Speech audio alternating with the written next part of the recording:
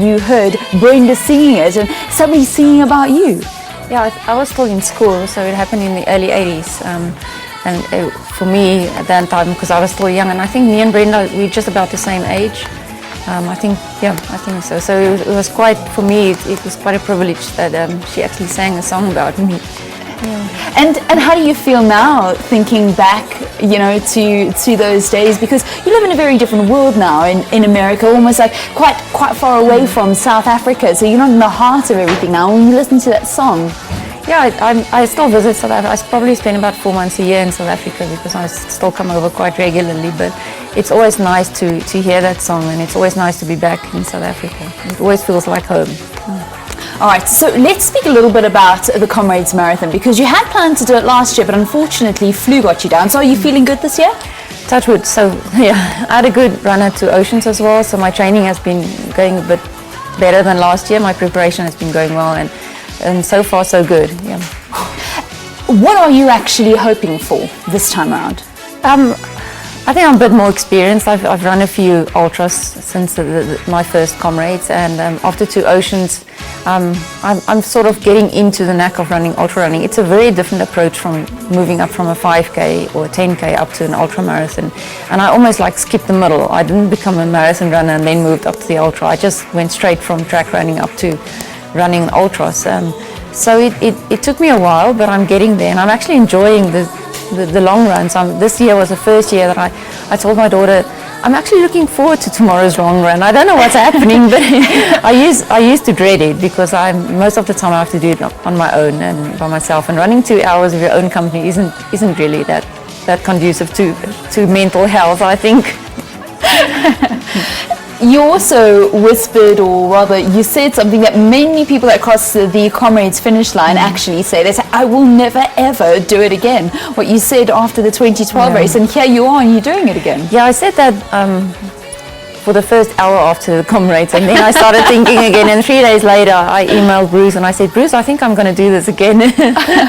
What is it about the magic that just keeps you coming back? Because it truly is, throughout that day when it starts getting tough, you do believe that you would never ever go and compete or participate. Comrades, it's about the runner, not the winners. And it's great having great athletes out there and winning the race, and we all root for them and applaud them. But it's about the person who work every day of the week and have a family and still out there and doing Comrades and finishing in his or her best time, or trying to finish under 12 hours. And that's what running is all about. And I think that's why I'm running for Hooters, because Hooters is one of the first restaurants in the world who's starting a social responsibility or social health club. And for me, that's the important part of running, to promote that, and not just being a winner, but actually being a participant. And for me, that's more important than anything else. Well, now that you're starting to enjoy the ultramarathon running a little bit more, you were the 3rd South African home at the 2 Oceans, a very, very good run in April. Have you maybe thought that you could work for a win at one of our iconic ultras? Well, that's a bit, that's tough. Comrades is such a different race than 2 Oceans. 2 Oceans you can still scrape by on marathon training. With 2 Oceans, it's a totally different race and a different approach. And my first 2 Oceans, my first Comrades, I really battled through the last 30Ks. And so for this Comrades, I just want to go out there and have a better Comrades than the first one, finish a bit stronger, and not really see long lost relatives along the road. Will you be pacing yourself for a silver? Silver will be a challenge. Anything better than 8:05, I'll be pleased with. You mentioned that the Comrades is about those people that manage to have their families, have their careers, and then fit in the training to do something like an 80-kilometer journey between Pietermaritzburg and Durban. And how have you managed to do it? You need the support of your family, definitely, because they need to give you the space and the time and allow you the space and the time to go out running. And the support as well, because you're always tired when you're not running.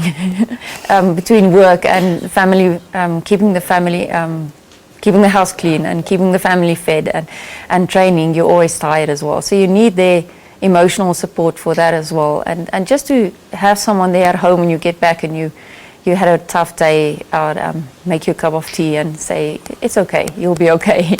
So yeah, your family support is really important in this. But it's all worth it.